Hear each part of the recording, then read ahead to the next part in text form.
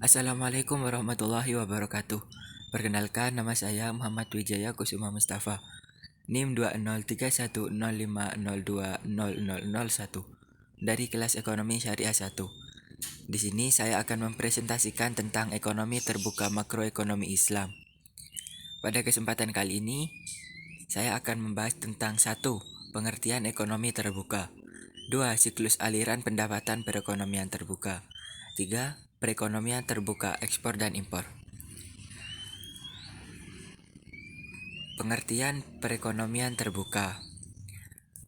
Suatu perekonomian atau negara yang perekonomiannya terlihat secara luas dalam perdagangan internasional disebut dengan perekonomian terbuka atau open economy. Perekonomian terbuka juga dinamakan sebagai ekonomi 4 sektor, yaitu suatu sektor yang dibedakan kepada 4 sektor, yaitu sektor rumah tangga atau household sector yang terdiri atas sekumpulan individu yang dianggap homogen dan identik. 2. Sektor perusahaan atau firm sector yang terdiri atas sekumpulan perusahaan yang memproduksi barang dan jasa. 3. Sektor pemerintah atau government sector yang memiliki kewenangan politik untuk mengatur kegiatan masyarakat dan perusahaan. 4.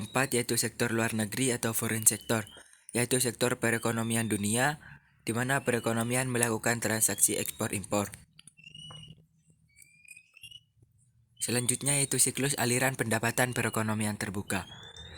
Disebut dengan kegiatan ekonomi 4 sektor karena kegiatan ini tidak hanya melibatkan pelaku-pelaku ekonomi di dalam negeri, tetapi juga masyarakat ekonomi di luar negeri. Dalam ekonomi yang melakukan perdagangan luar negeri, aliran pendapatan dan pengeluaran apabila diperhatikan, maka didapati bahwa aliran yang berlaku dalam perekonomian terbuka adalah berbeda dengan perekonomian 4 sektor sebagai akibat dari wujudnya kegiatan ekspor dan impor. Dalam diagram circular flow, terdapat pasar-pasar yang mempengaruhi kegiatan ekonomi. Pasar-pasar tersebut meliputi pasar barang, pasar tenaga kerja, pasar uang, dan lembaga keuangan, serta pasar luar negeri. Dapat kita lihat dari diagram circular flow di atas terdiri dari 4 komponen, yaitu 1. Rumah tangga. Isi dari komponen rumah tangga adalah A. Hubungan dengan perusahaan, B. Hubungan dengan pemerintah, C. Hubungan dengan negara lain. Kedua yaitu perusahaan. Perusahaan merupakan gabungan unit kegiatan yang menghasilkan produk, barang, dan jasa. Isi dari komponen ini adalah A. Hubungan dengan rumah tangga, B. Hubungan dengan pemerintah, C. Hubungan dengan dunia internasional. Ketiga, pemerintah. Bertindak sebagai pembuat dan pengatur kebijakan masyarakat dan bisnis. Isi dari komponen ini adalah A. Hubungan dengan rumah tangga, B. Hubungan dengan perusahaan. Yang keempat yaitu negara-negara. Isi dari komponen ini adalah A. Hubungan dengan rumah tangga, B. Hubungan dengan perusahaan. Selanjutnya yaitu perekonomian terbuka, ekspor dan impor. Ekspor. Jika suatu negara melakukan ekspor barang dan jasa ke negara lain, maka ia harus memproduksi barang dan jasa melebihi jumlah produk yang diperlukan di dalam negeri. Dengan meningkatkan jumlah produk barang dan jasa yang dihasilkan oleh suatu negara, maka hal ini juga akan meningkatkan pendapatan nasional negara tersebut. Yang kedua yaitu impor.